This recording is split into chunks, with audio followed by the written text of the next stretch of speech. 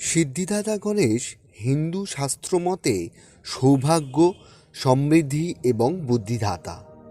মাতা পার্বতীর প্রিয় পুত্র গণেশ পিতা মহাদেবের নির্দেশে হিন্দু শাস্ত্রে যে কোনো শুভ কার্য বা যে কোনো পুজোবিধির প্রারম্ভে পূজিত হয়ে থাকেন।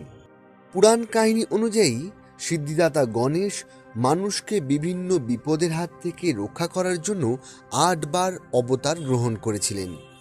আজকের এই ভিডিওতে আপনাদের শোনাবো শ্রী গণেশের প্রথম অবতার বক্রতুণ্ড।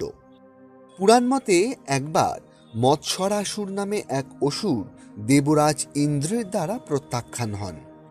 প্রত্যাখ্যাত হয়ে এই অপমানের বদলা তার মনের মধ্যে হিংসা সৃষ্টি করে। বদলা নিতে তিনি মহাদেবের তপস্যা করেন এবং কঠোর তপস্যা শেষে তিনি বর পেলেন কোনো প্রাণী তার মধ্যে ভয় সৃষ্টি